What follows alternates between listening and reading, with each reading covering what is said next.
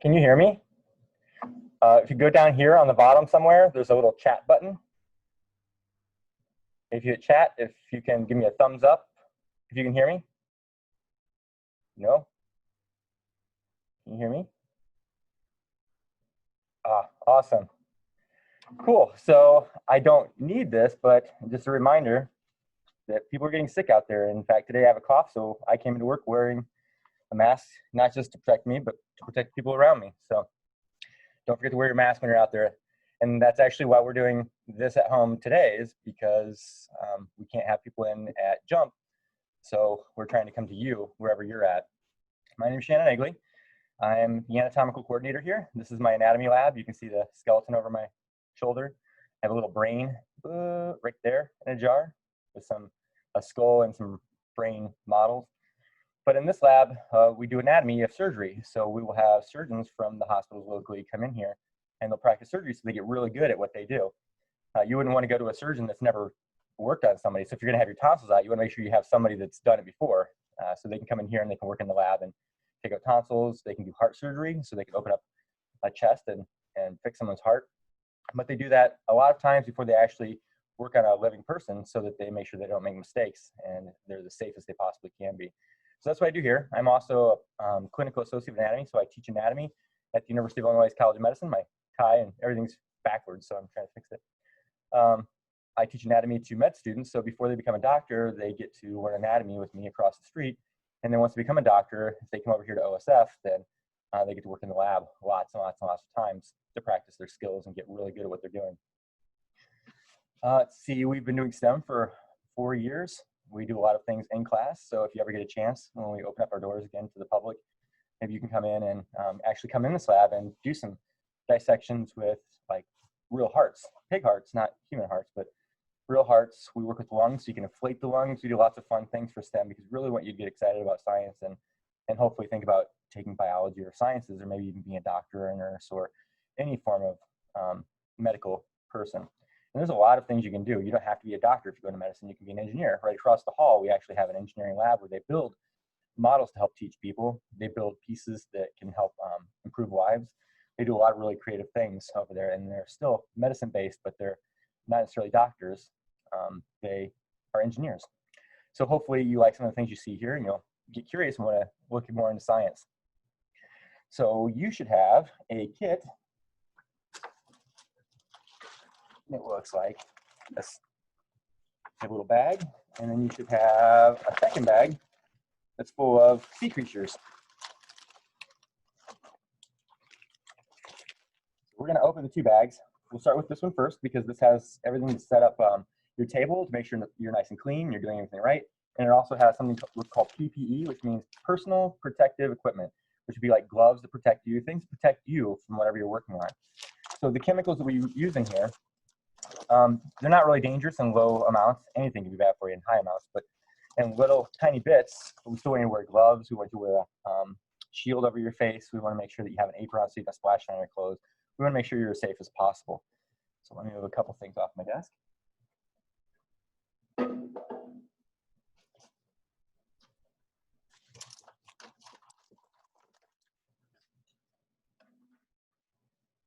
Perfect. We'll get the first pieces out. Oh no, audio is muffled. Let's see if I can get a better audio.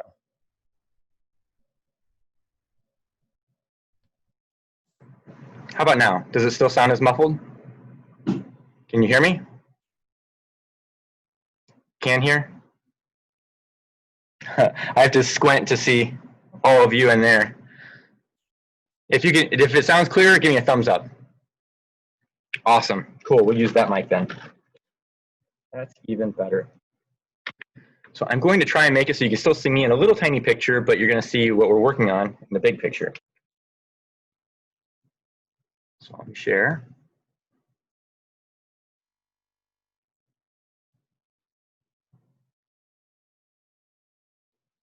Super cool. So can you still see me like in a box somewhere around here? Fantastic, because I do move my hands a lot. I do a lot of facial expressions. I like wearing a mask because when I'm surprised by something that's gross, you can't usually see my mouth go, but I'm not wearing a mask now.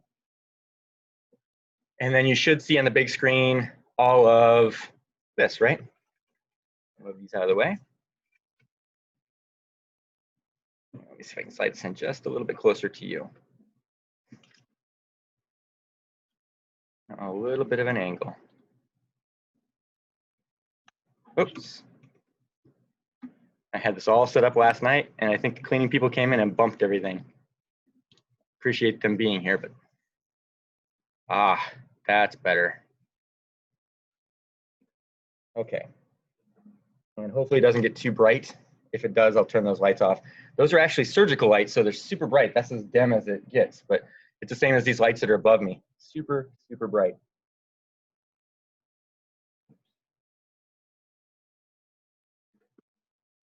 Okay, let's get that bag out again. Your bag. We're going to empty some of the pieces out. The first thing I actually want you to grab is the big black bag. Okay, that's the first thing we're going to use. We're going to use this as a tablecloth so that you can do all your disgusting stuff on top of it. And when we're all done, you can wrap it up and everything goes right into the bag and then we can throw it away. So that's the first thing we're going to use. Let's make sure all of your pieces are there. You should have a foam board and it should have 5 or 6 pens over here.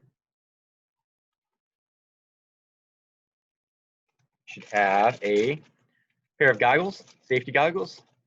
Perfect for somebody that's usually 18 or younger. I have my safety goggles. I'm actually gonna wear my glasses.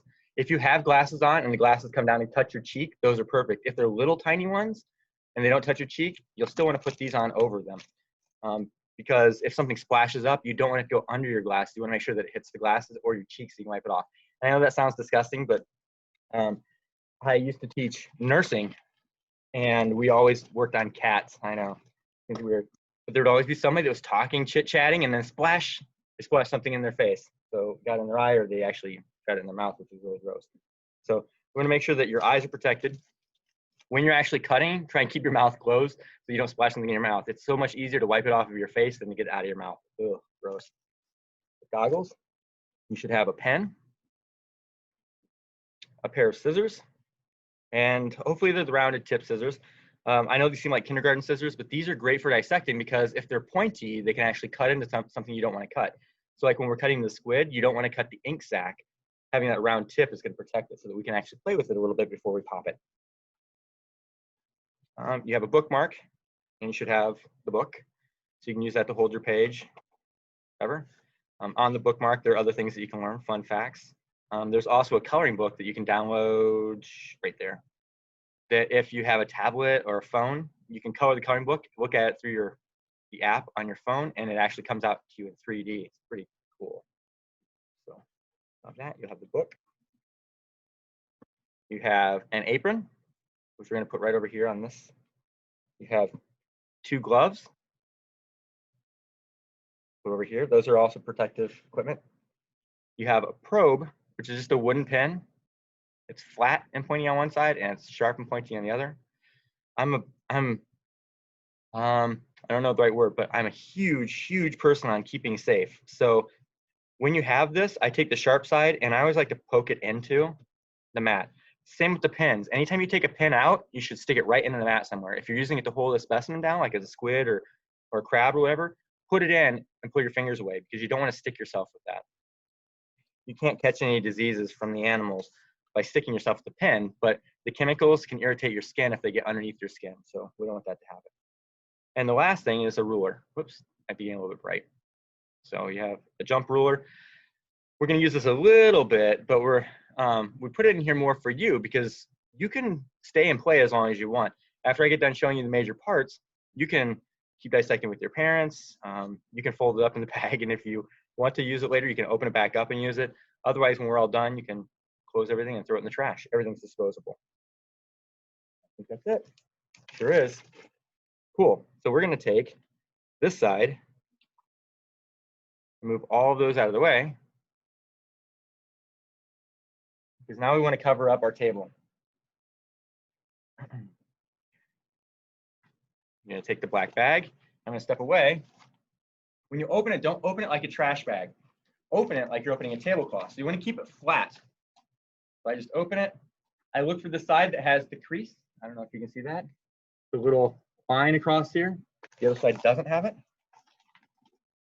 See, the other side just has the rip edge. But this one has a crease, so that's the bottom of the bag. I take the bottom of the bag and open it. A bed sheet or a tablecloth, just like that. Then, huge. You might have, if your arms aren't that wide, you might have to have some help. But take this off. Cover your entire table, or at least put where you're going to work right in the middle. I think I have everything.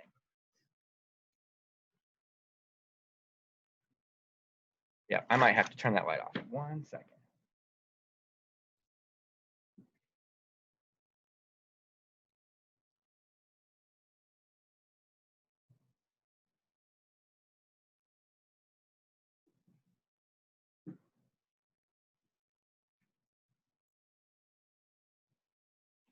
I just moved it around a little. Yeah, that's great. That still works. Perfect. Okay, so I have my specimens. I'm putting over here to the side. I have my gloves. Go ahead and put your gloves on first.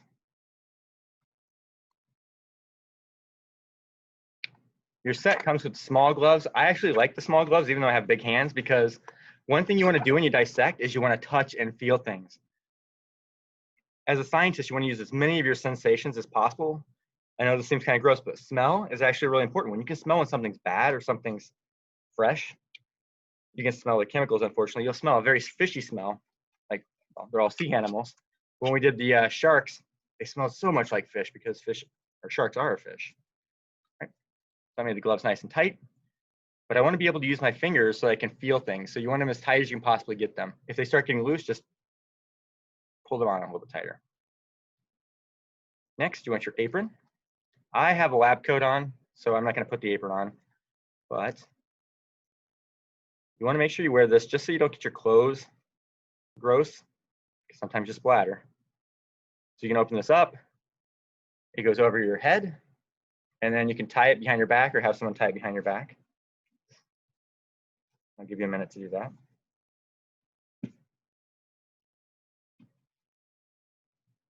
I love dissecting.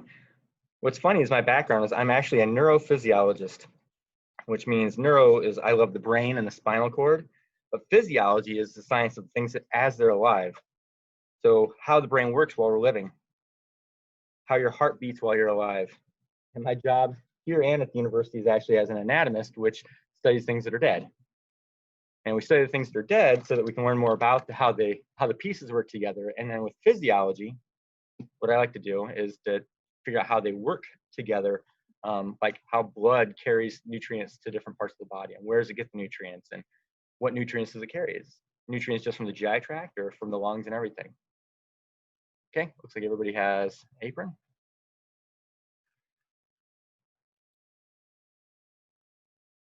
Okay, and then the last thing, what are you missing? Oh, you're not missing it. I am. Most of you are not missing it. The glasses. Let me grab my glasses.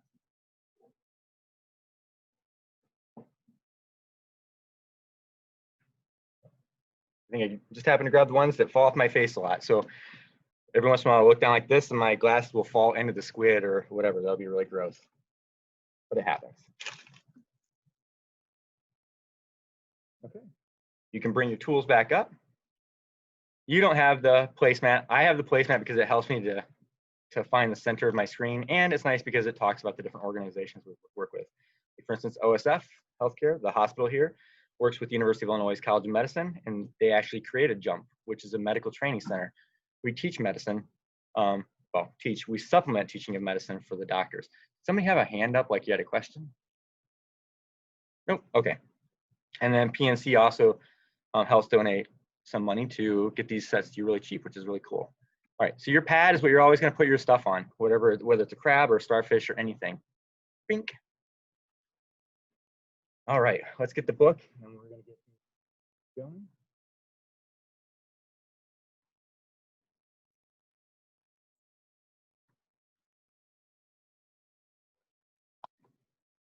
There we go. First page, think like a scientist. I already kind of hinted at this. You're a scientist. Anytime you have a question and you experiment with it or you poke things to see how they work, you're a scientist. I always thought growing up that I wasn't going to be a scientist because scientists are geeky people that work in a lab and they never get out. But what I actually realized when I became a scientist is that you were born a scientist. If you look at a baby when they're crawling around and testing new things, if they grab a ball or something, the first thing they want to do is they put it to the mouth. They grab it with their hands, they put it in their mouth, because their fingertips and your lips are actually the most sensitive parts of your body. So they're experimenting, they're feeling what it's like. If you give them a yellow ball, they grab it, they put it to their mouth. Every time they grab a ball, they feel it, different colors, whatever. What's fun is when you give them a lemon, right? Because then they take the lemon and they put it to their mouth and they pucker. So they're using their different sensations to experiment with the world. So the next time you give them a lemon or a yellow ball, they might be a little bit more hesitant to mess with it. So what we do is we observe. We look at the things around us like the baby looks at the ball. We question it. What is this? What's it taste like? What's it smell like? What's it feel like? We create a hypothesis. Well, this might taste like plastic, or it might taste like sourness or whatever. And then we experiment by actually putting it in our mouth and testing it. I wouldn't recommend doing any of this tasting with anything we're going to do, but do that with jelly beans, jelly bellies, jelly beans, different kinds of jelly beans. Compare them. Ask yourself questions. Which one's going to be the sweetest? Is it because of the name brand? Is it because it smells better? So every time that you have a question and you experiment, you're a scientist.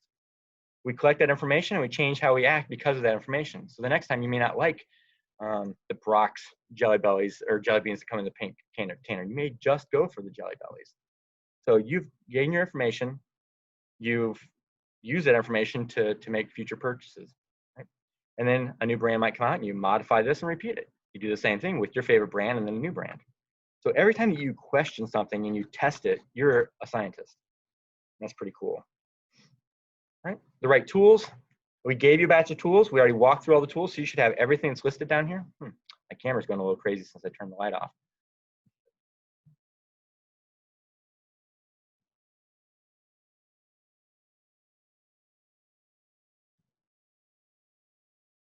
Maybe if I bring the light a little bit further back.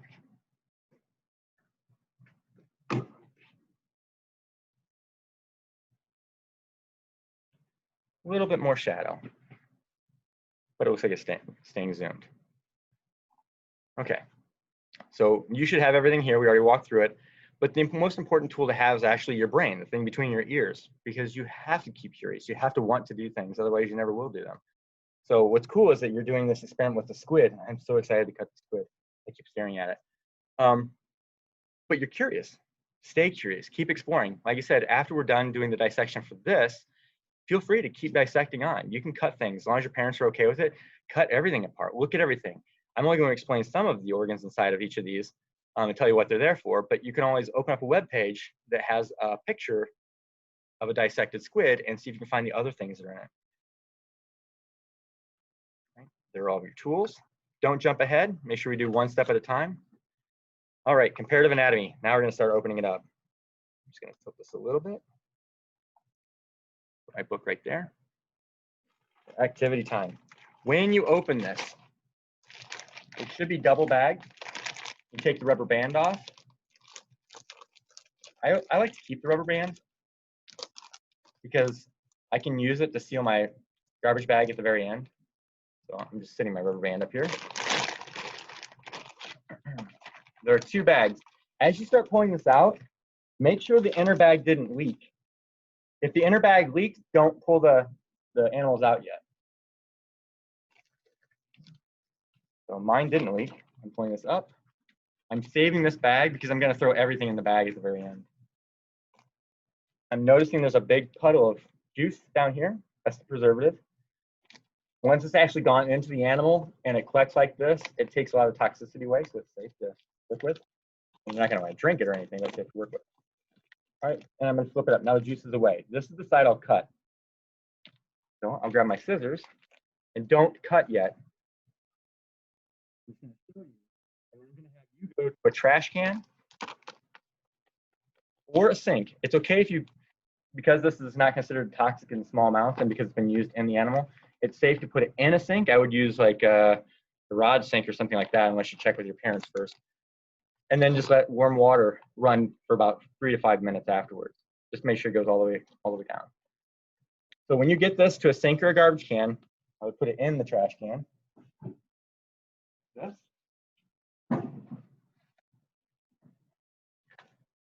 doing this up high so you can see it. You can do it down low where you have more control and hopefully have a fan helping you.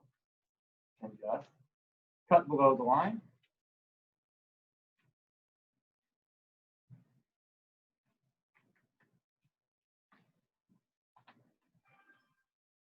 Snipping. You don't want to cut too low, because if you cut too low, the animals might start falling out. Okay, so I have like this.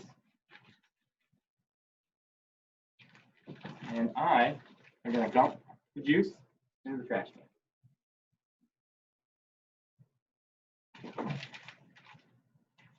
Let's add a little bit more. Smells like sushi. Ugh. For the first time, I'm actually not craving sushi.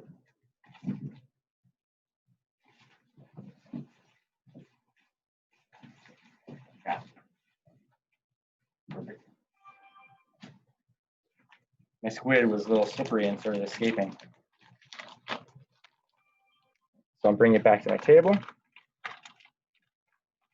Bring it down. This is right there. I see the gross factors already getting to people like, oh man. All righty. So some of the terms, and you should have a squid in there. You already saw, I'm sure. There's your squid. Mine has griddle marks, like somebody tried to cook it and eat it. I don't think that really happened. I think it's just the way it was sitting. There's no lamprey in the picture, but this is your lamprey. Looks kind of like a snake. It's not a snake. It's actually a fish. And we'll talk about that. This was what my daughter was most excited about, starfish. So technically, it's a sea star because it's not a fish, but we call it starfish. I love the feel of them. I remember dissecting these when I was in college. And the last thing you should have inside is a crab. And this is a toad crab. So its body's kind of shaped like a frog or a toad. And then yours may not have all of these little growths on top of it. It may be, you can see more of the brown, but those are actually another living organism called a barnacle. Let's see. Oh, I have a boy crab. So you can tell if it's straight down the center, it's a boy. If it has like a horseshoe shape here, it's a girl.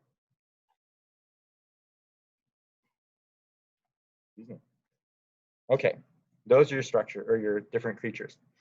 So what we're going to look at or think about is when we're dissecting these different things, how do they get the basic parts of life that they need?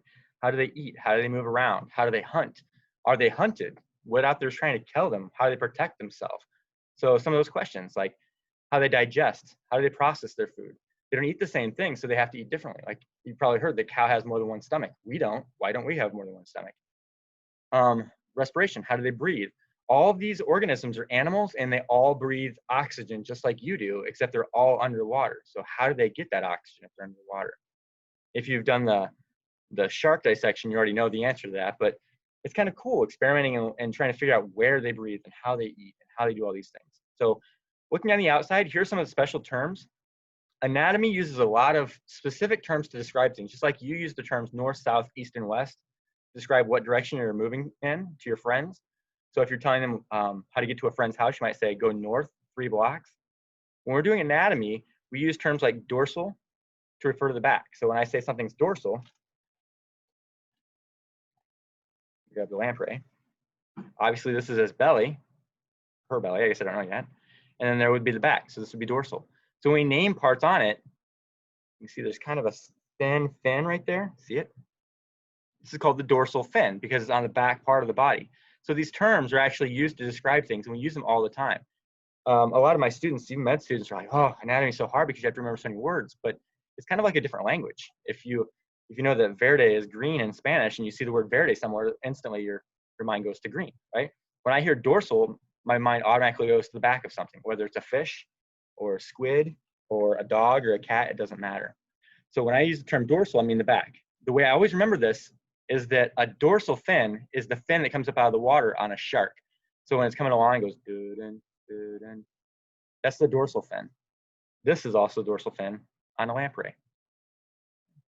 Ventral is the side that we breathe through. My nose is what I use to ventilate or breathe through. So I always remember the front is ventral. When we're talking about the front, like the head area, we refer to that as cranial, like your cranium is your skull. You can also call it anterior. And then just the opposite is caudal. Caudal's back here. So we named this fin at the very back the caudal fin. So these terms are actually there for important reasons, not just to make things hard when you're dissecting or learning anatomy. But when we go through these, I'm going to use a lot of those terms. Like I'll say, you'll make a cut from caudal to cranial. So that means I want you to start cutting from the back and going forward. Okay. Set the lamprey over to this side. Okay, as we pull these out, I want you to compare different species, how they eat. So where's their mouth? Can you find a mouth? Can you find a mouth on the starfish? I guess I kind of cheated with that one and flipped it right over to the mouth, huh? Yep, right there in the very center, there's the mouth. Can you find a mouth on the lamprey? Right there, it's the part that's open. When you mess with the lamprey's mouth, you shouldn't have any problems, but don't squeeze too hard because they have little sharp teeth in there and it might cut your glove. But there, you can open up the mouth, see the mouth and see the mouth.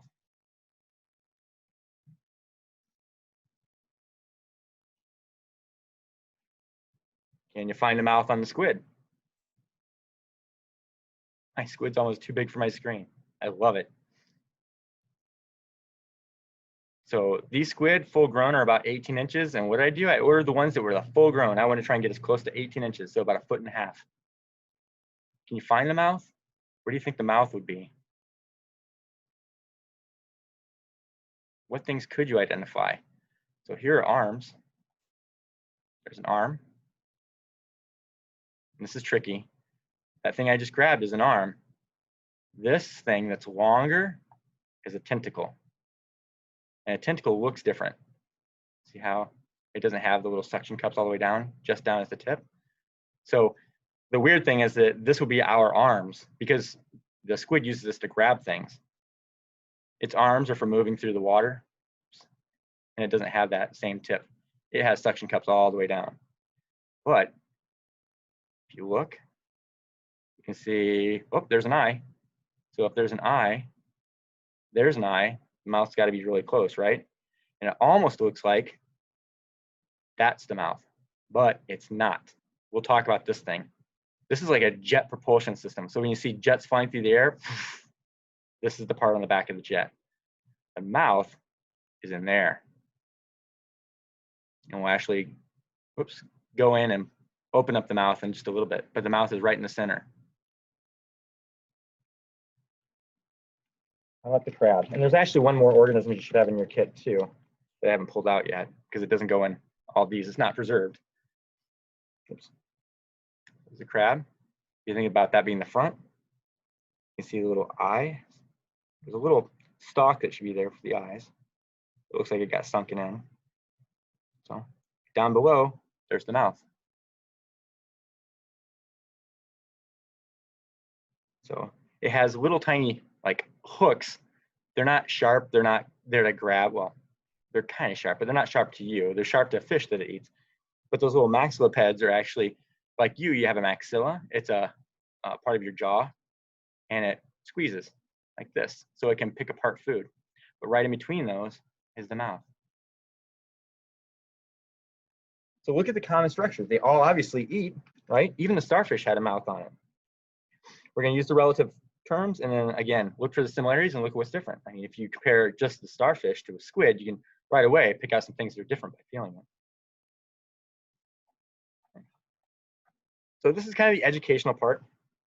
I don't want to bore you with all of it, but I'm going to give you the idea of why we're doing different kind of animals and not just one type of animal. So what is life? When we talk about things that are living have to do certain things. And this is really interesting, and it actually applies to like the coronavirus. A virus doesn't do all of this stuff. So if it doesn't do these things, can we say that a virus, like the coronavirus, is alive? It's not. And that's your fun fact. My favorite thing is when I teach any of things like this, I always look for the cool things I can tell other people. So when people talk about a virus and how it's alive, I say, actually, and I always do this, I stick my finger up in the air. I say, actually, it's not alive because it can't move on its own.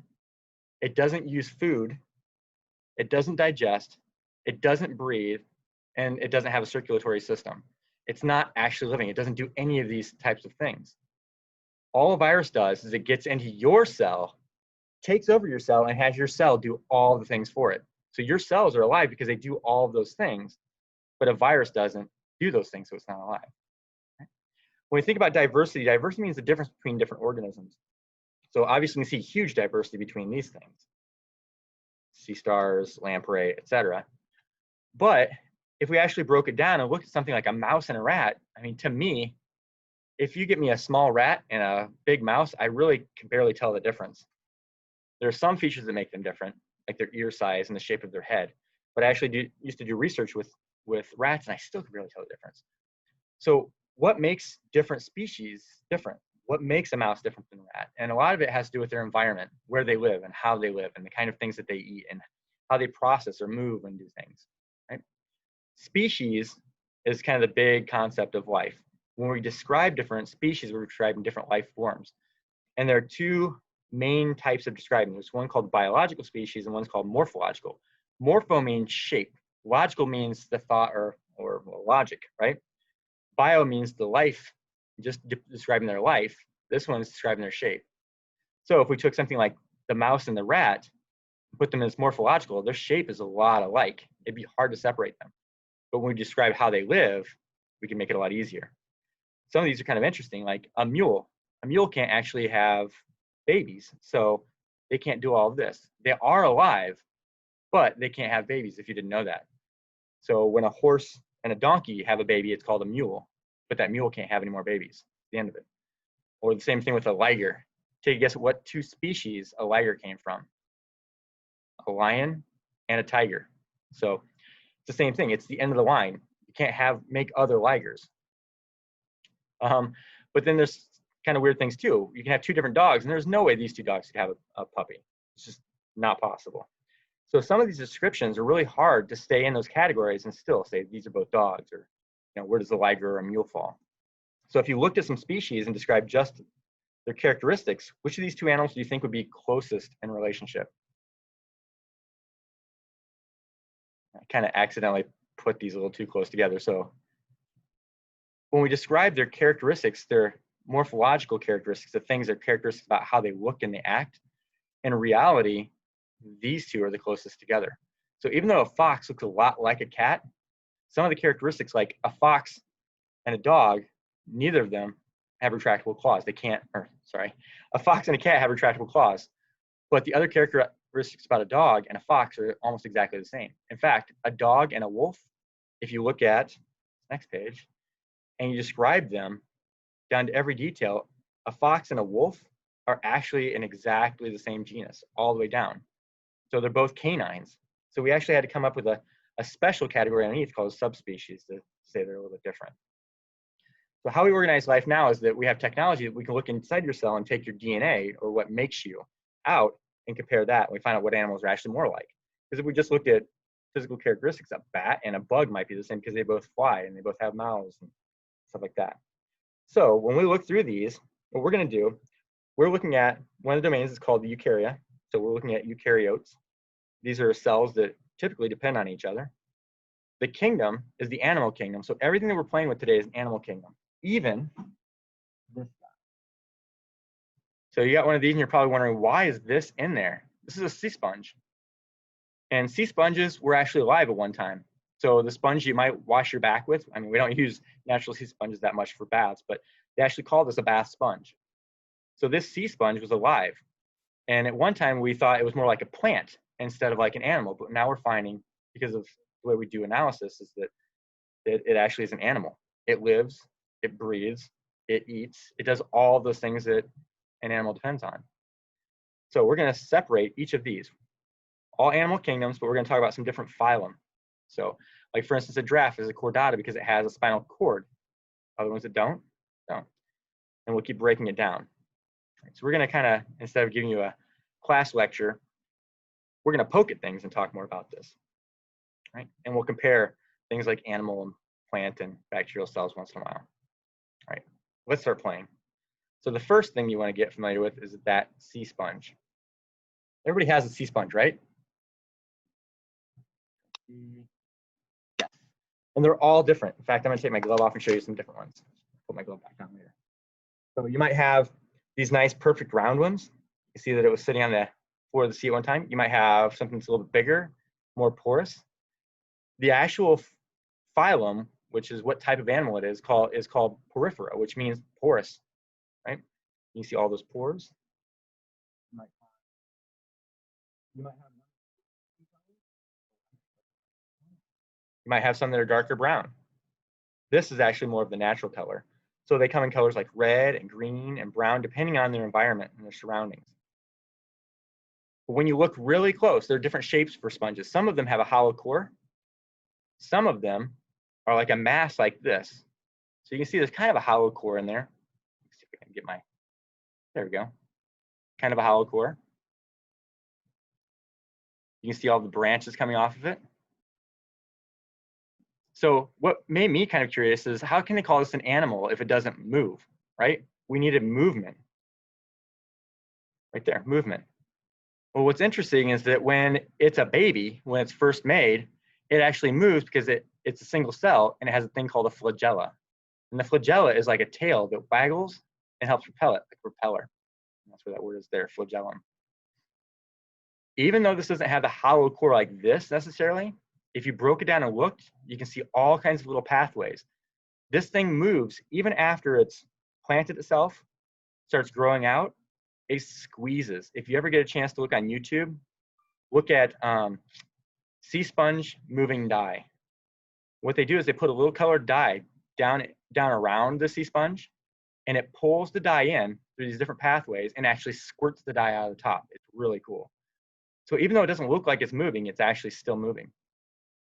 So what could this eat? I mean, there's no mouth.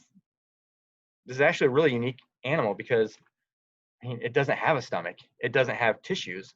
Usually when we describe animals, they have different layers of tissue, like your heart has a surface on it. It has muscle tissue. The surface is called epithelium. This doesn't. This only has a couple types of cells, and they're just separated into layers. So it's really, really unique because it doesn't have a heart or a stomach. But those different layers of cells actually act like a filter. So bacteria or little things like plankton get pulled in. This is like a net. That net grabs the food and actually pulls it down to digestive cells that this is kind of gross, but it actually digests that thing alive. So whatever the creature is, it digests it, break it down to the nutrients, and then all of the cells share the nutrients. They'll grab another piece of bacteria and pull it over and do the same thing. So even though we don't think of this as an animal, a sponge is actually an animal. It doesn't have a real circulation like we do with blood, but it does circulate water. It has ways of moving things inside. For reproduction, this is a boy and it's a girl. So this sponge can make its own babies. It can actually break off a little piece. That little piece will float through the water and land somewhere, and it'll grow a brand new sponge. So it's kind of cool. It can meet up with another boy or girl sponge, and they can mix their genes and they make a new type of sponge. But it's really a unique animal. And we weren't going to put this in. I thought this is actually kind of a cool thing. I got to talk about it. Right? This picture is actually a picture of a human lung. So when I talk about movement of water in a sponge, it moves exactly the way that you move air. It squeezes and relaxes and squeezes and relaxes to push fluid through it. We do the same thing with our lungs when we breathe in, breathe out. Whoa, that was a deep breath. Give me a little throat tickle. Let's go on to the next one. Starfish. Pretty sweet. Let me get a new glove on. Oops.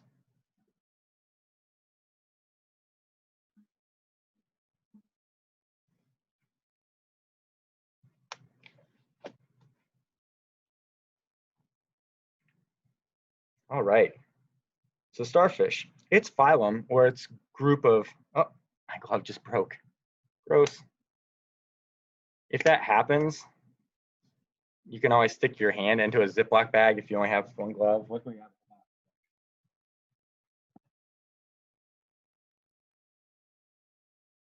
But the sea star, starfish, what we call it, its phylum, Echinodermata. Echino is armor. Derma means skin. Like if you go to a skin doctor, they're called a dermatologist, right? So a lot of these pieces of words, when you learn the anatomy, you can describe or understand what things are. When you look at it, it has spiny skin. It actually has an internal skeleton. Even though we think of this being hard and like it's a skeleton, it actually has a skeleton that goes on the inside to give it shape. So that's kind of unique and kind of a weird fact. It has a 5-part body. When we look at a sponge, sponges are asymmetrical. A means without in medicine. Symmetry means things are organized or have a pattern. Asymmetrical literally means without organization or without a pattern. So a sponge grows in lots of directions. A starfish, you'd think it grows in lots of directions, but it's actually called radial because everything radiates. Like when you think of the sun radiating light, it comes off the center of the sun and goes out. It's the same thing with the arms of the starfish. They radiate out. So we say this has radial anatomy. There's no real like head and feet, arms and legs. They're all equal. So when we cut one of these off, what's fun is that you have 4 more you can practice with. So if you have a brother or sister that wants to do this or a neighbor that wants to do it, if it's okay with them and their parents, they can actually cut it too. So 5-part body. It actually has a water vascular system. So it uses water to help it move around and to process things instead of having circulation like we have. And then little tiny tube feet. You can see kind of the feet. So when you look at things for movement, acquiring food, digestion, etc., we are going to explore. One thing real quick. Uh-oh. It said stop sharing. Let's not do that.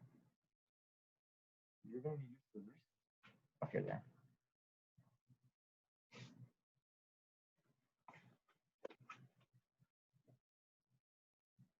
All right. And you're going to find, I would find a flexible one. So I've noticed that some of the starfish are a little softer. Some of their arms might be a little softer. These are all pretty close, but that one had a little more give. And what you can do is just cut it. Snip. So when we cut it, you can actually see the inside. You can see the pen, different tubes. Kind of pull it down a little bit.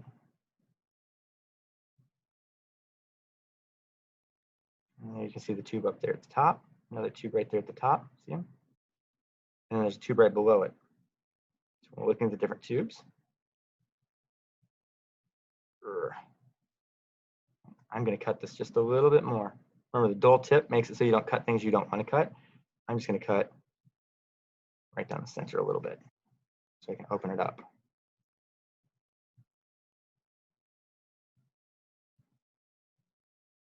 And this actually has a water system that uses those tubes. Opened, opened, opened, opened. Perfect. Oh, it didn't stay open. So since it doesn't want to stay open, what I'll do is I'll grab a pin.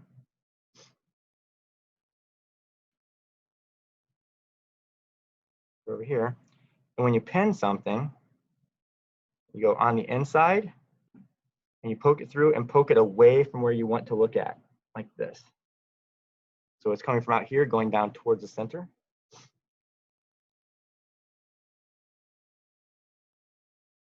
Same with this. Out here, going down towards the center. Awesome.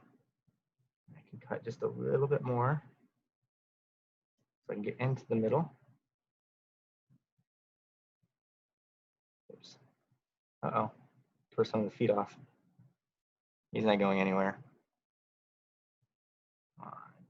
There we go. Got it. Snip. Open up a little bit more.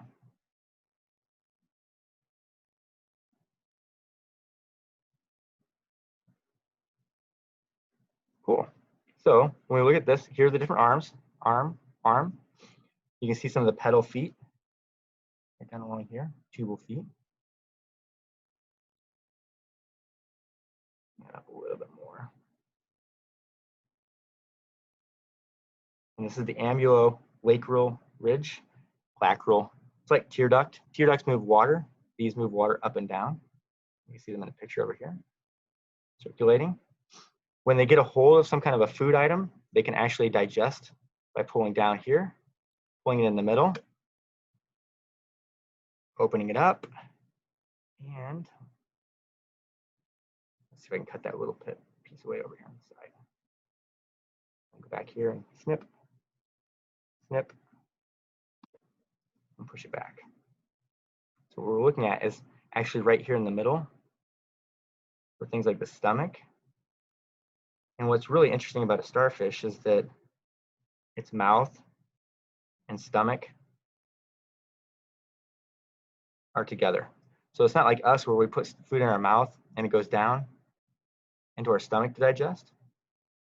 Kind of tear it apart a little bit. May not be able to see on my starfish. Oh no. Snip this side too. So I'm just snipping over to the side. So I just clipped a little bit on this side of the arm and this side of the arm so that hopefully we can see the middle a little bit better. Pop that out. When you preserve it, oops, there we go. Sometimes, oh, I tore it a little bit. There we go. So here you can see the stomachs. See that soft squishiness? What's really kind of cool about a starfish is that it likes to eat mussels. So what it'll do is it'll take its strong arms, grab a hold, the mussel is a clam, grab a hold of the clam and open it just a little bit, and that's all it needs because it will take the stomach and it will actually turn its stomach inside out and push its stomach down into the clam. And it'll start digesting the clam inside the clam's own shell. That's pretty gross, but cool. So it can flip its stomach around. It has two stomachs. One stomach gets flipped around and goes in, and then when it's all done, it will suck out the clam from the shell and pull into the second stomach where it actually digests internally for the nutrients. So the first stomach kind of comes out and it digests the clam down enough so that it's soup, probably the best way to say it. And then it sucks that soup into the second stomach where it actually processes the nutrients. And then it can transport the nutrients down the different pathways. You can always explore. You can find those pathways. You can see how soft it is on the inside. Soft it is on the inside.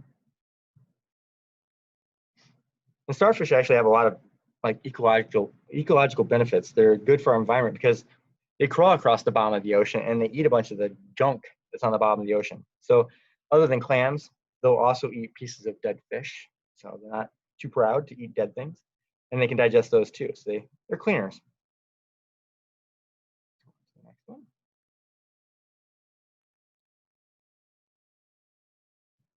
Another fun fact about starfish is you can cut a leg off of it and it can regrow the leg. That's kind of cool. Crazy cool. I'm going to pull the starfish off. You can go back and explore. I pulled the two pins out and I put the pins back in the top of the pad with my probe so I don't hurt myself. I'm going to prop my book over here, bring the squid in place. So the squid is part of the phylum Mollusca, so mollusks, things that have a mantle, which we're going to talk about. So the clam we just talked about getting eaten is actually part of this family. The same family as, I shouldn't say family, same phylum as a squid. So when we look at this, kind of think of the different things it can do. Number one, a squid can get over 12 feet long. It can actually weigh over 100 pounds. Some of the big squids can compete with whales. They fight whales. That would be scary to find one. When you look at their body plan or their shape, this big part here is all called the mantle. Feel it. It's squishy, feels kind of muscular because it is. It's all muscle except the cartilage strip that we're going to look at in just a few minutes. You can see if you put your finger into it. Oops, sorry. Feel around. You can feel it. If you've ever eaten calamari, that's a squid. So they'll slice these rings and you eat that part. Sorry if you never eat calamari again. If you feel around to the back, right here, You feel you can't get your finger all the way in. Up here, can. So when we're looking at it or talking about it, this is going to be the top of the squid where that piece of cartilage is back here. We tilt it to the side. There you can see its eyes. So my eyes are sunken in. I don't know what your eyes look like. But if you want to, you can actually pop the scissors underneath the eye, kind of pull it up. And what I'm looking for, I'm not doing this just to be gross, is I'm looking for a little hard ball in there. So as I pull it up, that, oh, I have tweezers. What am I thinking? Maybe I'm yeah, tweezers on. Where'd my tweezers go?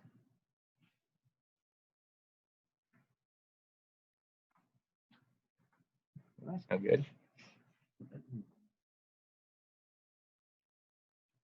Well, 1 second. You should have a pair of balloons.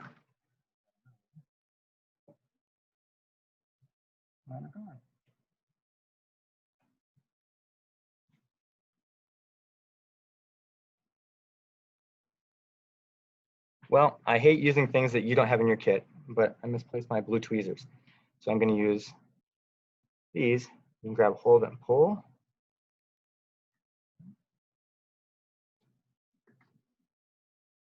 Grab a hold and pull.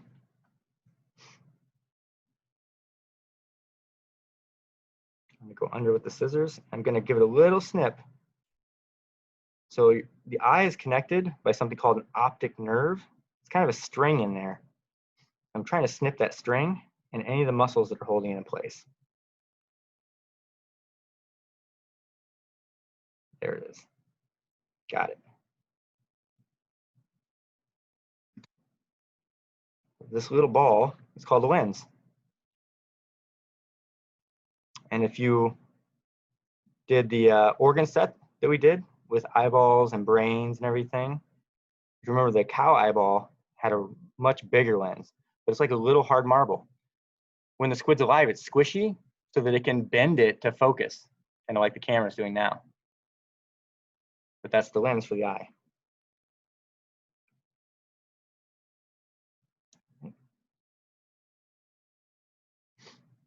Let's look at some of the external structures. So up here, we have a fin and another fin. So when a squid moves, it typically moves like this, like an arrow. And it uses this to swim.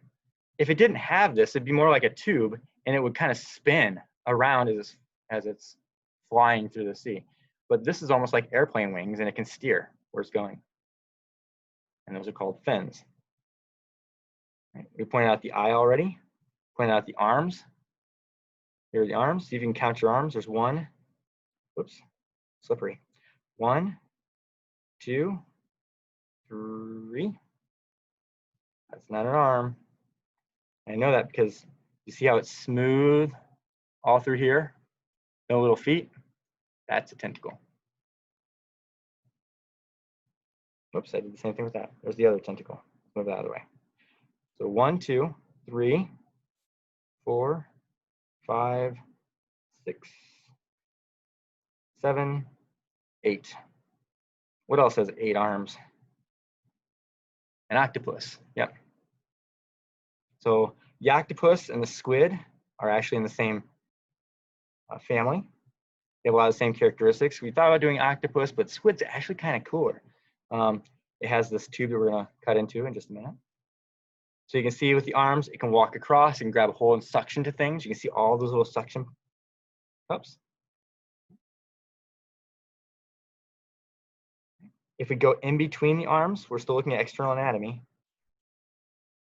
Oh yeah, and then we already pointed out, there's a tentacle, and there's the other tentacle. And these are actually like our arms because they have hand-like structures at the tip they can grab a hold of things with. So going in here, there's a beak. It's technically called the radula, but it's a little beak like a bird has a beak. And that's what you're looking for. Oh, mine looks like it may have been broken. Oh, there it is. firm. So I can feel soft here, soft over here, and right in between, there's the hard beak. Feel it? And that's called the radula. So just like a bird, it can use that beak to grab a hold of things and smash it and tear them apart. So it can actually take its arms and tentacles, grab a hold of things and rip a fish apart and then pick off the little pieces with its beak, just like a bird would pick up pieces of a worm or something. If you're looking at this thing again, we're going to cut it open and look inside too. Remember I said this is kind of like the jet turbine or whatever on the back of a jet, an airplane jet. This is called the siphon. So when a squid wants to swim, it fills this mantle full of water and then squeezes it really hard, and all of that water gets redirected down. It'll squeeze this shut, redirected down through the siphon, and it can actually go 25 miles an hour. It's pretty fast. And it's because it pushes the water out of the siphon. If we flip it over, this little spot here is actually called the pen tip. And we already said the mantle is all of this, and the fins are here. So let's cut this guy open. All right, here's the back side, right? The dorsal side, because it has that cartilage. There's the pen tip. You know you have the anterior or ventral side here, because it has a siphon. You need to cut on the siphon side, because this is the side you can slide your scissors all the way down. In fact, you can almost put the scissors all the way in there. So we're going to start by the siphon. We're going to cut.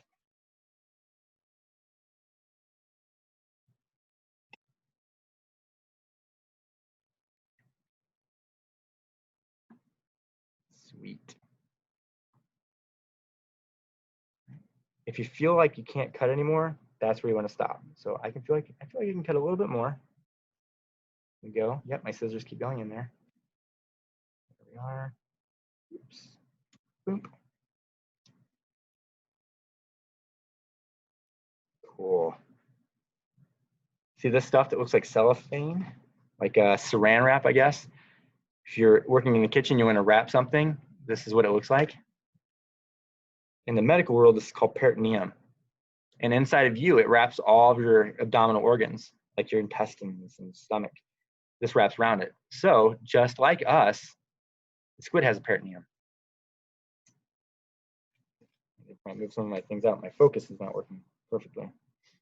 Now is kind of a good time that you could use your ruler, see how long your squid is. So mine is 12 inches from the tip down to the siphon. Oh boy, a little longer. Put my finger right there, keep going. And I want to know the maximum length of mine. I'm going from here, and I'm going to take the tentacle and stretch that thing out as far as I can. Boom. Not pull hard, but stretch so it's straight. And it looks like, oops, back. Wow. Looks like I have a 2-foot long squid, 24 inches, 12 and 12. They're only supposed to be 18 inches. This must be a grandpa squid. Grandpa squid. Right. Here's where you're going to use your pens again. I take your pen, pull it out. Remember how many pens you pull out? And it's the same thing. We're going at an angle. So we want to hold this open. We're going to put the pen in back here and go at an angle towards the center. Do the same thing over on this side. Pen in, go at an angle towards the center. This is really elastic. If you've had calamari, you know how chewy it is. So you're going to need more than just 2 pens. All the way back here. Put it in towards the center. You're going to get at least 1 more pen in. All the way back here. And an angle towards the center. Boom.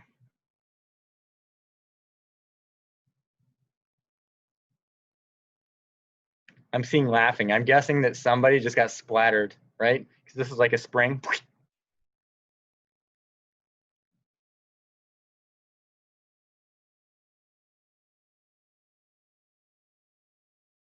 Kind of scanning to see if everybody got it pinned.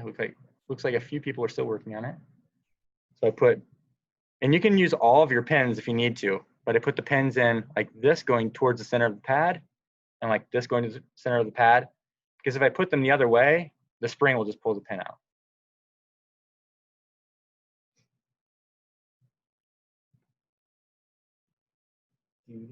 Now I have baby shark stuck in my head. That was a mistake. Big mistake.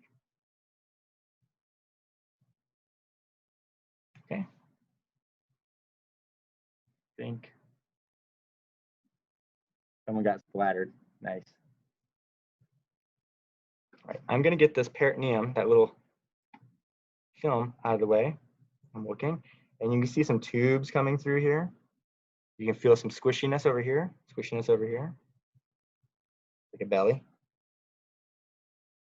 Move these out of the way. The first thing I'm gonna look at are these things that kind of hang to the side.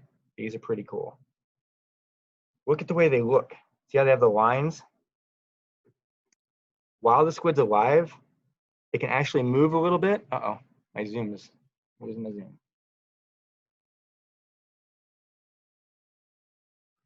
That's better. Nope, it wants my gloves. So you can see some of those lines. Those are gills. If you did the shark dissection with this, trying to get it to focus, there we go. We talked about gills. Gills are like your lungs, except they pass water over each one of these little slits. Water slides through, and since there's oxygen in water, it actually pulls the oxygen out and pushes it into the blood. And then it follows this bloodstream. You see this tube that comes all the way up into the body. And if we, let me cut that clear sheet again. Carefully cut it. I don't want to cut any organs.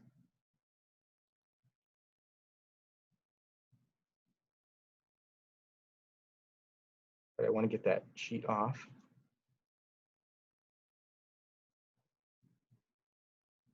Just real careful, because I don't want to cut this either.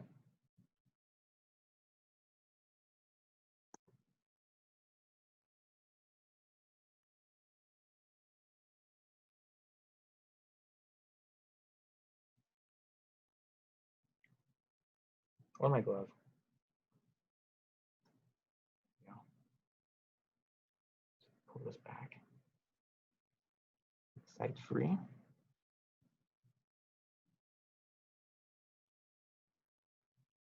It's still stuck. Now it really smells like sushi. I wonder what they preserve this with. Spices? Chili powder? There you go. So if we follow the gills back, the bloodstream, you can follow this pathway up, or you can follow this pathway up. We'll actually go to, there it is, the heart. So a squid has 3 hearts. Has a left, a right, and a central.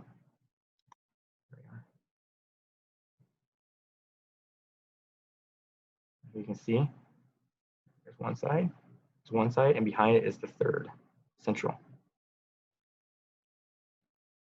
Here's a kidney. And back. If we follow its food, the food would come in here. It would go in the center. We'll cut down just a little bit more. So remember where the radula was? It's right underneath here. Don't cut that tube. But you can cut clear material on the sides of it and peel.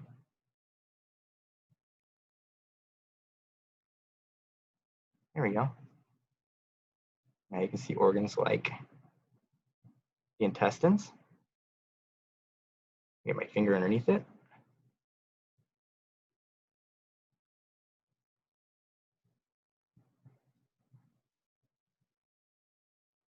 Yeah, I get my finger all the way underneath it. I love the grossness. Pull my finger back. And I could feel what kind of food it had. Actually, it's pretty mushy. It chewed its food pretty well. Sometimes you can feel something hard in there, like a piece of a fish. Yeah, this guy digested his food really well. Well, nuts. We follow down. Cut here. This was a siphon, remember? So it would pull water up here, push it, pardon me. push it across its gills, get the air out, build it up here, and then squish it, and it would come this way. Oops. And then it would turbojet it out here. The glass is sliding off. Gross, gross. Cool. And we're looking for the little tiny black sac right here. The black sac. My ink sac doesn't have a lot of ink in it. Nuts. So we'll peel that off. And that's what I was hoping for. Man, I wanted a lot more. So with the ink sac, if you pull it up, you can actually cut it open. The ink's not a liquid, like it's gonna pour out and stain everything. It's actually more of a solid. Because when they preserve it, it fixes or firms up most of the liquidy things in the body, like the blood. For instance, right here, there's the ink sac, but you can see blood right in there. It's pretty firm. So if you cut this open, you'd actually be able to pull a blood clot out. Sac. Hearts. These are called gonad for reproduction. I think those are the structures we're looking for. Nice. Don't eat this. Doesn't that smell like chili? Can you smell it? No. So weird. Yeah. It smells spicy. Spicy. Right? And then you can go back and explore if you want to. But before you move on, make sure you know where all your pins are. Squid are actually really important because they're really good predators. They're super smart. And they can get rid of fish populations that are ruining other fish or killing other fish. They're kind of like the hunters. If you flip it over, I forgot to mention this, but you can see all those little colored spots all over. Another cool thing about this is that these are called chromatophores. Chroma means color. So these can change colors, just like a chameleon. It can change colors, and they can actually show its mood. So just like you, if you're angry, what color do you turn? Red. These will turn red too when they're angry. If they're afraid and someone says, wow, you look afraid because you're blank as a ghost. White is a ghost. Yep, same thing. When a squid's afraid, it'll turn more of a white color. It'll squeeze the ink and shoot the ink out into the siphon. So this ink jet will come right into the siphon. And as it squishes to get away, it mixes the ink with the water. Just like if you take a cup full of water and you put a drop of food dye in it, the way it spreads out, if you squished hard that drop of food dye, it would squish out faster. Same thing with the squid, how it gets away. And you can explore. If you wanted, you could come through later and pull the beak out. It's attached by a muscle, but when they're preserved, it's kind of weak, so you can pull it out if you wanted to. It's just a little triangular beak. You can explore, cut into the heart if you wanted to. You could cut the kidneys out. You could cut the gill out and look at it. You can see how the structures of the gills are separated. I'm saying, be a scientist, experiment. Don't just stop where we're stopping, because we have a limited amount of time. Next. Some squid can actually glow in the dark too. I forgot to mention that. Bioluminescent. So their chromatophores can actually glow. Next creature, boop, toad crab. So we'll put it belly down. So its ventral side is down. So you can spread the legs out. Oh, that's not good. So they can also grow their legs back. This one will not be growing its leg back. We can pull it out. And there are different, got them. There are different legs on different crabs. You can see these. So this is not a leg. Okay. The pincer arm or claw arm. You can see the claws. This one has 2 claws. They're kind of small, and it's not going to pinch you. They're not super sharp. But one of the benefits of crabs is they also are scavengers. So they go across the bottom of the ocean, they take dead fish and they'll pick them apart and eat the pieces of dead fish. They'll take plankton or whatever they can get off the bottom and just eat it up. This is kind of nice with all these whoops, my zoom is acting weird again. There we go. All the barnacles, you can see them. Those are also living creatures. Okay. And they're actually in the mollusca family, the same family that the squid was in. But you can see it's nice because they just piggyback around with the crab and they actually get their food as the crab's walking. They'll get their food from the area around it. So they'll filter feed. As particles in the water come across, they suck them off. Right, you should be able to see some antennae. Oh, my antennae are gone. Well, there should be a couple antennae coming out of the front. So you can see where the eye would be. Normally it has an eye stalk coming up. My poor crab had a bad life, I guess. You can see where the eye was. So the stalk would come up with the eye. There'd be antennae, 4 of them across the front. You might still have yours. So it would have long lateral means to the side, and short medial antennae. For feelers, it can smell food, things like that with the antennae. If we flip it over,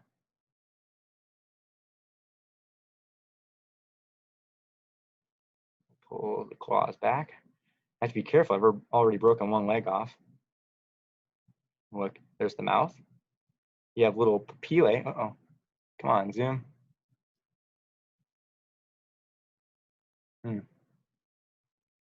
Focus. There we go. You see all the little papillae? They're like little hairs that go across here. So they're kind of like filters. And once the food gets here, they wave and they pull the food inward. You can pull this back. And this is what I was talking about earlier, the maxilliped. Uh-oh, my focus is going out again. There we go. Yep, you can just pull it back. And you can use the pen or you can use that wooden probe back there. So it'll use this, it'll capture the food, kind of smash it and pull it in, process it. How many legs does it have? 1, whoops, sorry, that's it wrong. 1, 2, 3, 4. And normally, on most crabs, the last set of legs are actually called the swimming legs because they have, I think the picture, it does. So in your book, do I have a gross book here? Like one that is nasty that I touched? I swear I did. Oh, it is. Cool. So you can see, normally the last leg is called the swimming leg because they're kind of like fans or flippers so that they can swim. Toad crab's kind of boring. No swimmers on the back.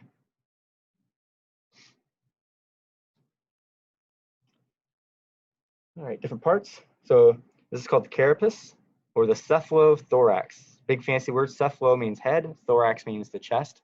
So its head and its chest are all one unit. And to cut into it, might be hard with my barnacles. We'll go on this side. Normally I would cut the back side. We just kind of slide one edge in, and we're gonna, almost like a turtle shell, we're gonna cut that shell off. Snip, snip. See how easy it's popping off already. Snip. Sweet. And these are little remnants of gills. There are more gills on the other side. So if we cut a little deeper, snip.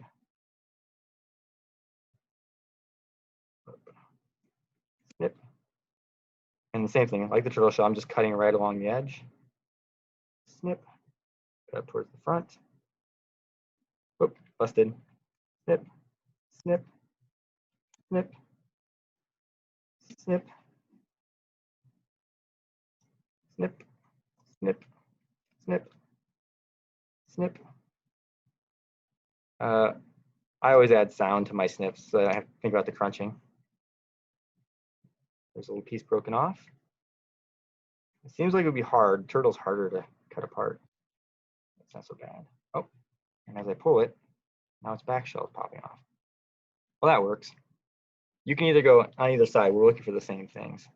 So I started cutting this side to peel apart, but I accidentally just broke its back shell off. I'm just going to peel, whether going this way or that way. There we go. Boom. So when you're looking for gills, crab's very different than the squid, but what would you think the gills would be on the inside? So these are internal gills. The striped things, yep. What's interesting about a crab is when it moves its legs, it actually pumps the gills, kind of like when you breathe, it squeezes and pumps. So these are all gills across. I'm going to use, whoops, I don't want to put that down like that. What was I thinking? I'm going to put that pin back properly. I'm going to poke this little guy here. What?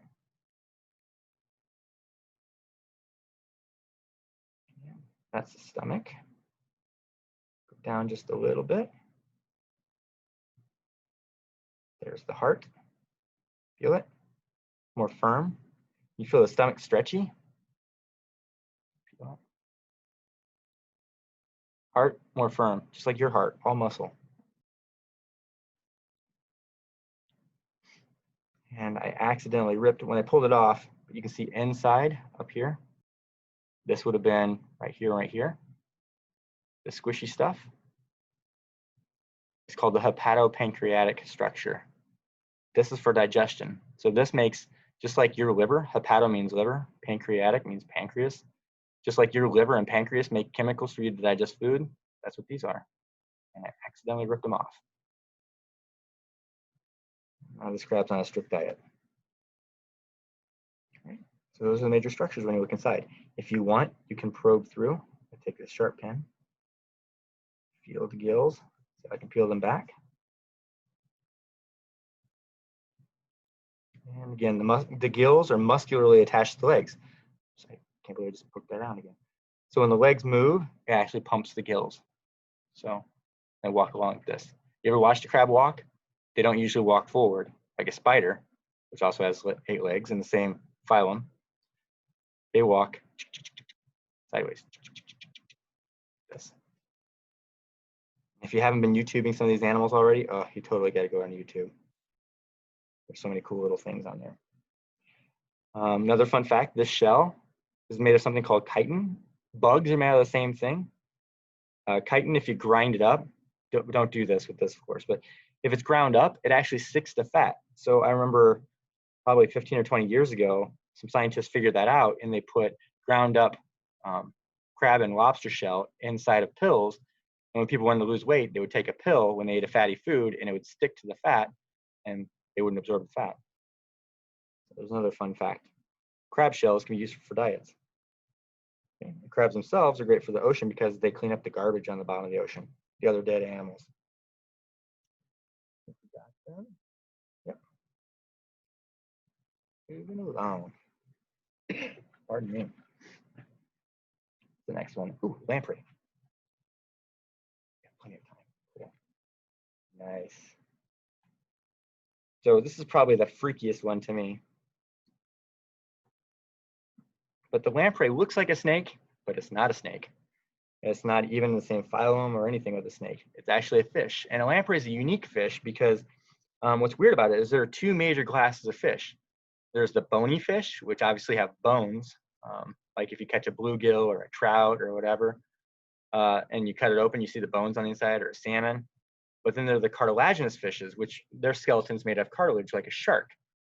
So if you did the shark dissection with us, you found that you could go down to the quote unquote bones, but they were kind of clear. They weren't hard like our bones. So those are the 2 types of fish: bony fish, cartilage fish. But what's weird about a lamprey is it doesn't fall into either group. It actually has a cartilage skeleton that's like the sharks, cartilage fishes, but it doesn't have a jaw. So it doesn't really fit into either class. So they call this a super species because it kind of defies all of the rules. When you look at its mouth, I looked at this a little bit earlier. 1, 2, 3, 4, 5, 6. I have all my pens accounted for. Okay, use this. But there's no jaw there. Like you or me, how you move your mouth and the bottom of your jaw moves and the top stays fixed. It doesn't do that. As we open it up, You can use your blue tweezers. You see a pair of blue tweezers around? I swore I had them when we started this and I misplaced them. Oh, duh. There we go. Cool. Now I have the same things you have.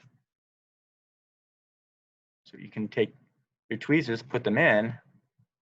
Oops, kind of pull it open. I'm looking at my screen instead of my actual fish. Ooh, gross. It's still red in there like it just got done eating. I don't know if it's on that. Oh, you can't really see the color. You have to trust me. Oh, there. See the red? That's eerie. Vampire. I was actually on my way here. I was watching a show called River Monsters, and they were talking about lamprey. And a swimmer that was in the ocean, and he said he was swimming for several miles, and suddenly he felt something weird on his side, and he went to push it off, and he couldn't get off, and then he grabbed his hand on it, and it was a 4-foot long lamprey.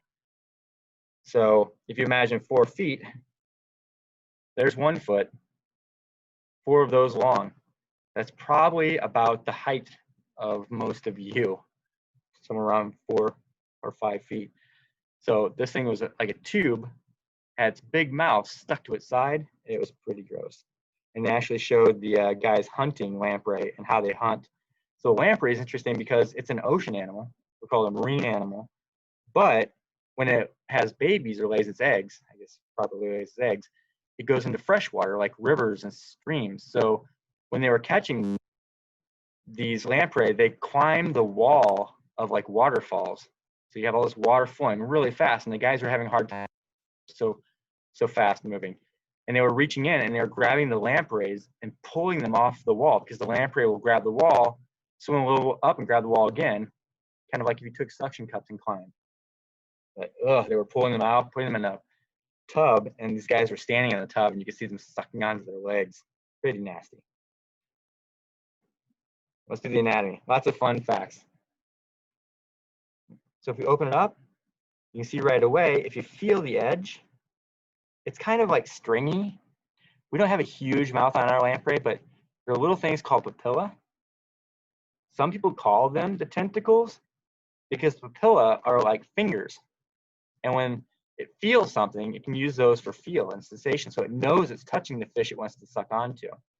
So if it's coming along, it'll feel my skin, know it's there, and they'll and grab a hold. When it grabs a hold, up a little bit more. Can you see the tongue in there? That thing right there. So the tongue is right in the center of the mouth. Sorry, my focus is off again. There we go. The tongue is that thing right in the center of the mouth, but all around you have little hook teeth. So little tiny fangs all the way around. You can see them, and if you scrape, you can hear. They're hard, they're calcified just like your teeth. The papilla are stringy, but the teeth are really sharp, and there are actually 3 rows of those teeth. So when they feel for you, the next thing they do is they'll take those teeth and they'll clamp down on you. They'll take the teeth that are out like this, put them up against you, and then bring it in. So it's almost like a trap. And it takes its pointy teeth and digs in. So now it has a hold of you. It can feel you, it has a hook on you, but it hasn't actually done what it wants to do yet. The third scary thing is the tongue. I don't know if we can get the tongue out by just pulling it this way. We'll have to cut into it. So I'll show you the tongue. Cliffhanger. I'll show you the tongue in just a second. So let's go to the outside. Before we cut the head, look at what's on the head. Oh no. I might have to move. I think this is messing with my focus. Sorry, PNC, OSF, UEComp. Yeah, that's better. So there's the outside of the head. The first structure doesn't look like it, but that's an eye. And if you flip it over, you've got another one. The eyes are normally nice and clear, but after they die, they become cloudy. And then when we preserve them, they become even more cloudy. So usually within seconds of a creature dying, the outside of their eye will become cloudy. If you wanted, you could hook into that. I'm going to do a little snip. The lens might be too small to actually see. Yeah, it's too small. Sometimes you'll get a little thing that looks like a tiny, tiny pebble, but nope, too small. All right, next, if you roll over, you should have, whoop, slippery, 2 little dots. Should be 2 little dots. I see 1 dot, I don't see the second dot. But those are the nostrils or the nares, the nose, basically. I don't know which items I have to list off here. Yep, nostril nare. So it's nose. And that's just like it sounds like, it's for smelling. If you did the shark lab with us, you know that these are closed-ended. So water goes in, they can smell the area, but they don't breathe through the nose like we do. It's different. They breathe through these little things on the side. Can you see them? Take the probe. Here's 1, 2, 3, 4, 5, 6, 7 of them. 7 little holes on this side, and you should see the same 7 holes. There they are. See them right away. 1, 2, 3, 4, 5, 6, 7. Those are the external gill slits. So that's where it pulls the water in to breathe. One more structure. See that little kind of shiny spot in the top? I guess there's a couple more structures. So this is called the pineal cover, pineal region. So what's kind of interesting is you have a pineal gland too. It's right in the center of your brain. And the pineal gland helps you to sleep. So when you see light, it turns off a chemical called melatonin. Maybe you've heard of it. Maybe you've taken it for sleep before. And when it's dark out, you start making melatonin. The lamprey has the same thing. They call it the biological clock. It helps the lamprey know when it's bedtime and when it's wake time.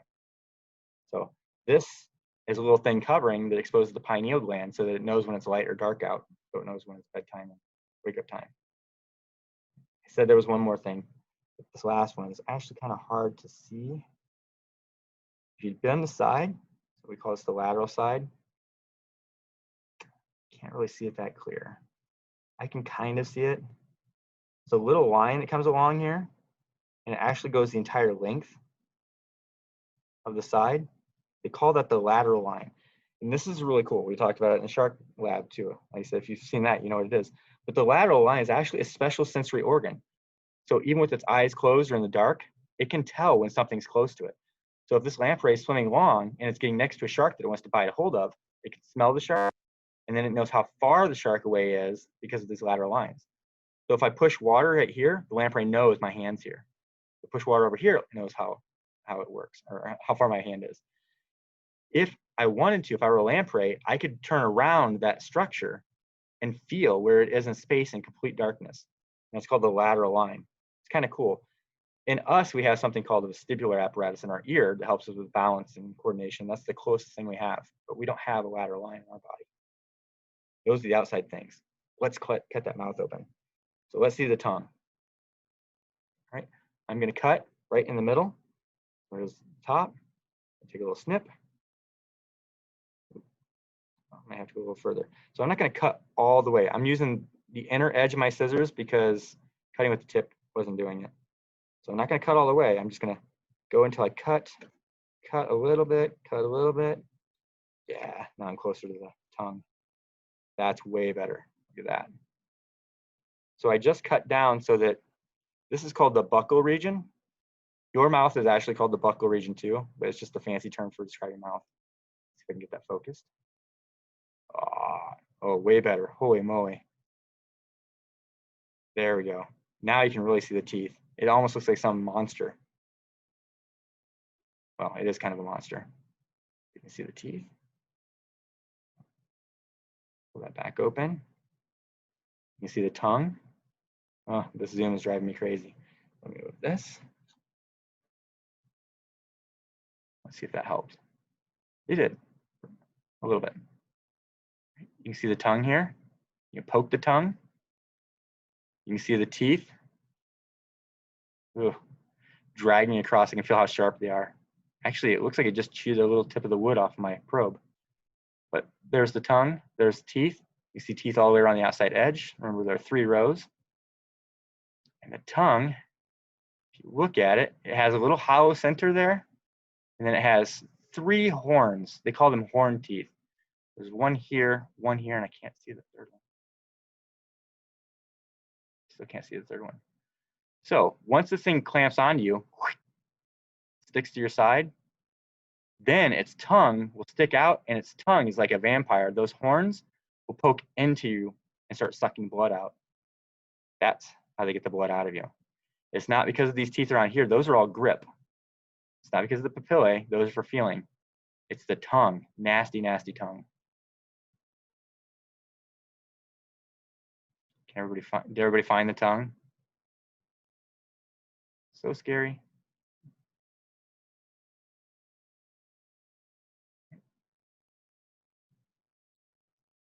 So now there are 2 ways we can do this.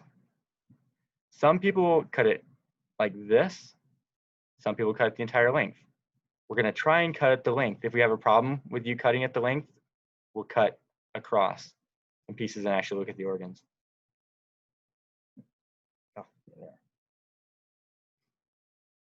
So I'm going to hold this on both sides so that my scissors actually go between my fingers and they don't hit me. I'm going to cut right down the middle of its head. Remember, back here at the back is where most of the cutting is going to be.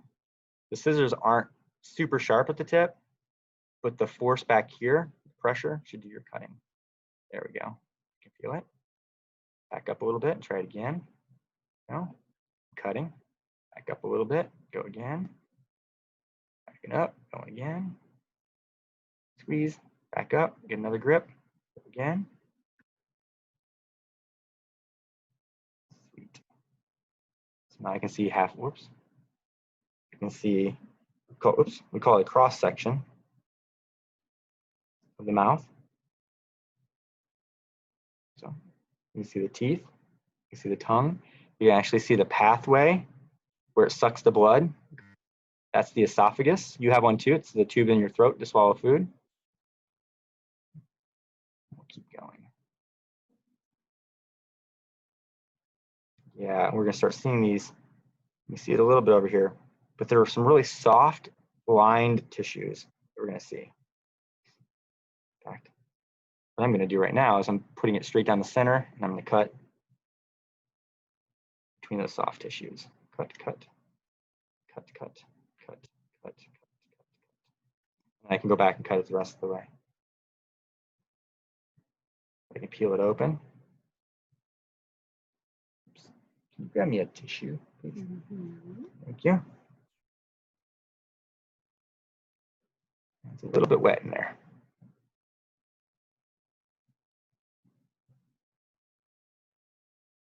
So remember these little slits on the outside? Just underneath those, you can see those lined slits going all the way down. And there are 7 pair of them because they match the external gill slits. So these must be the internal gills. And that's how they get oxygen. All right. I'm going down a little bit further. So they cut open the belly. Next structure, and it's kind of hard. Can you feel it? Oh, this Zoom is driving me crazy. So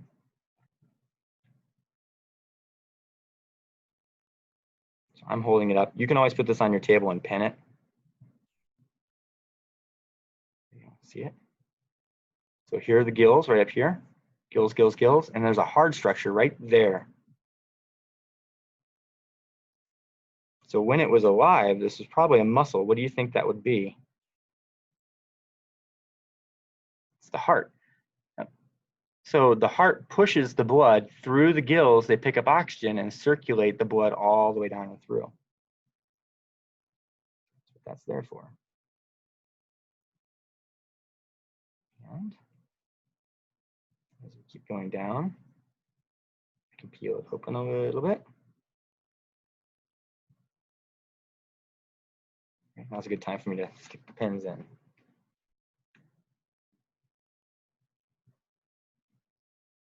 So I can stick a pin in this way.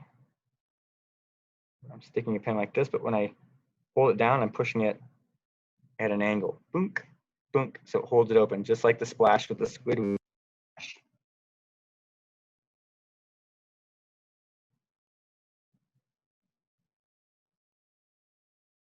there should be a hole. Oh, I sure didn't. Okay. So cutting all the way along here until I see a tiny hole. See right there? There's actually two little tiny holes. Whoops, lose my focus again. Can you see them? There, and there's one right behind it. Normally, on most fish, this would be one hole, and it's called the cloaca. Hole where they poo and they pee and they release their eggs and everything. So it's all one. It's like a chicken. Chicken poos and it lays an egg. What comes out of it, even though it's two different systems. So when this eats its blood, it sends the blood all through your digestive glands. Well, same thing. Hepatopancreas. It's like a liver and a pancreas in one. Chemicals to help digest blood. It's not a solid food, so it's not that hard to digest. But then it keeps passing it along, and we're going to cut all the way down until we get to the very end of the entire food out of the body. So I'm just going to slide just under the skin. Wiggle. Oops. There we go. Just under the skin. I'm going to keep snipping. Snip, snip, snip, snip. If I push too far in, I might cut the organs. Oops, I may have just cut an organ, as they say that. Pushed a little far. A little further, a little further. Boom. Oh, and actually, when I push down here, I could see a little poo juice out.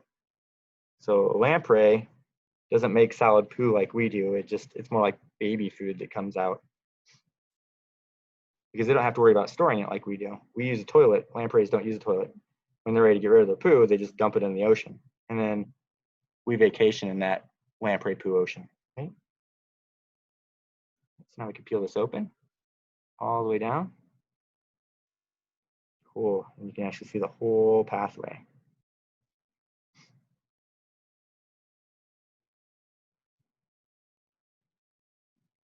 So the clear tube up here, bring this a little closer.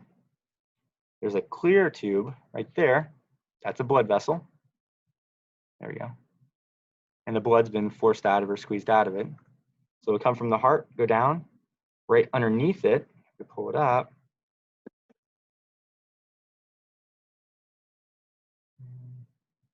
It's a little fixed. But right underneath it, we have intestines. So there's your hepatopancreas. There's your blood vessel. Oops. And there's your intestines going down. And the intestines process the blood. They take all the nutrients out of the blood. They keep pushing it along, and then comes out the end. Way down here. I'm gonna have to use a couple more pins.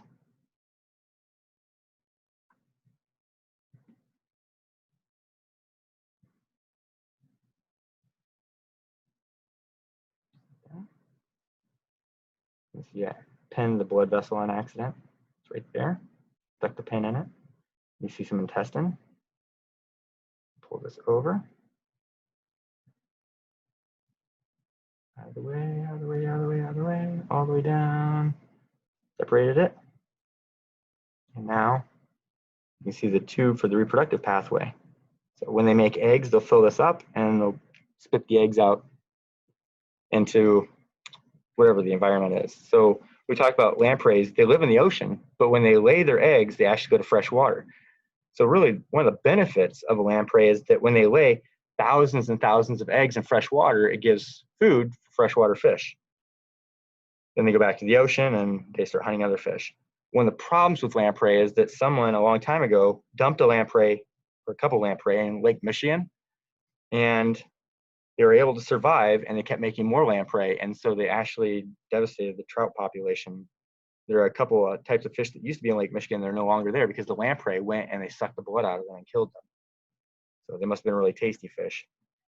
So one of the problems with actually taking a fish that's from one type of environment, putting it into another, is that they're not normally changing with that environment.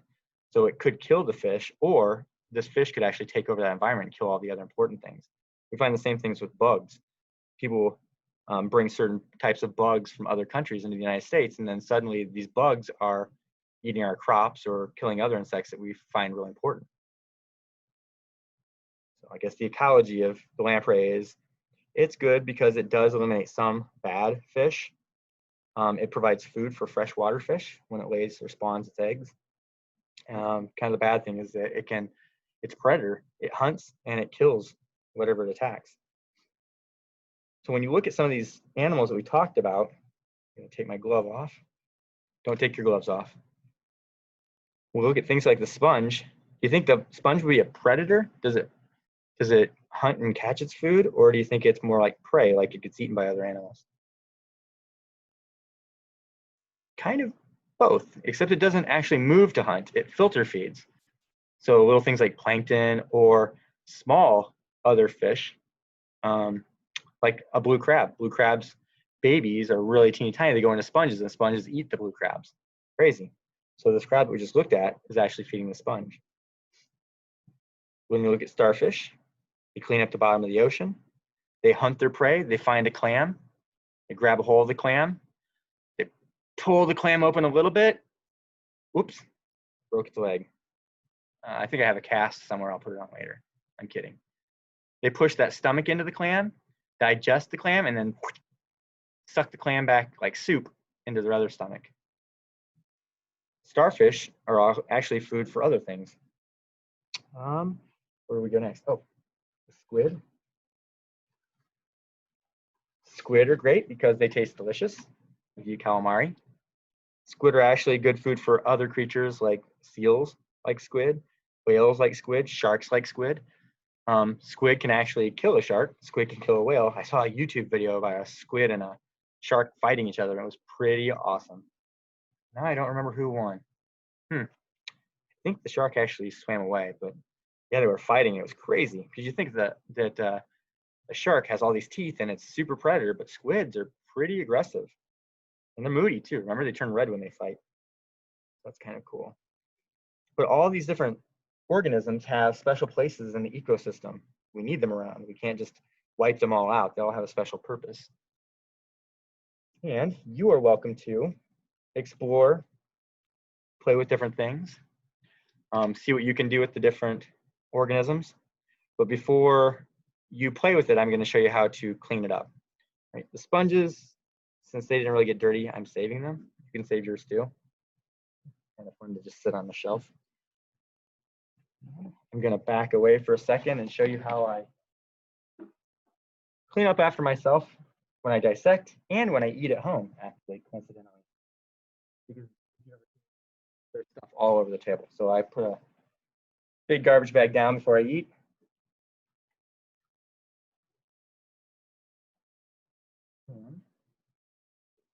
Just to show you how to do it with gloves on like you're doing.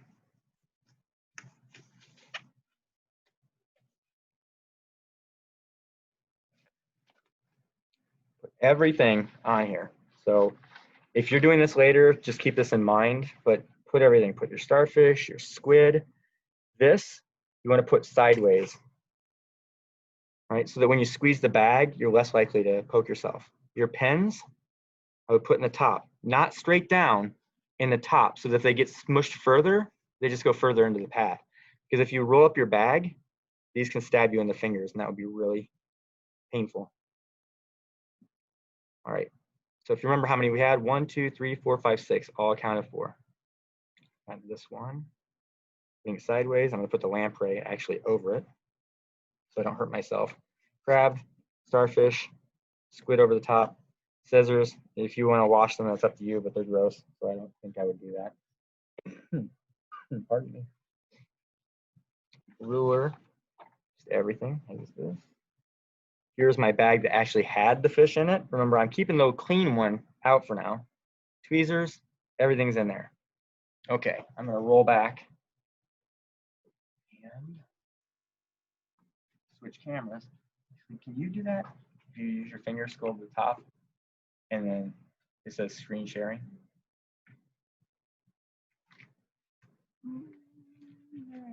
Yep, there it is. Oops. Which one do you want?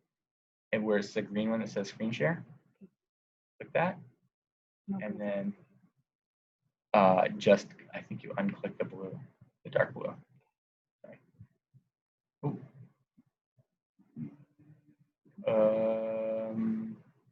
Never mind. So if you can see up here, go back. Here's the side that we started with. This is the seam side, the bottom of the garbage bag. Same side that you want to work with. This is the side you want to keep flat, all right? I said work with, I meant the wrong thing. The other side, this is the top of the bag, you want to open, pinch it and open it, and kind of feel. Now it's kind of open. The side of your hand that can go in here, don't touch in here with the gloves. Take a glove, peel it off, drop the glove down, stick your hand in the bag, because remember, it's clean in here. And I'm just going right underneath. And I'm rolling the bag right over my sea creatures. Always using my dirty hand on the side with the sea creatures, my clean hand on the other side. Pop it in. And now I have most of the outside. I'm going to peel my glove off, drop it in. And this is all clean outside. Pick it up and let it fall. Excuse me. Everything's clean. The whole thing's clean. I'm just going to push some of the air out of it so it doesn't take up a lot of space. Push. Then you have your original bag. Oh, I put mine. I think I left it in. No, I didn't. Well, you have that clear bag. You can just tuck this into the clear bag, or have your parents help you tie this in a knot.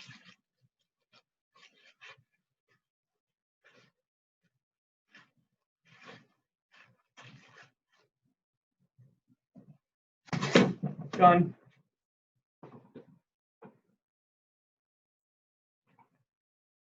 Whoops.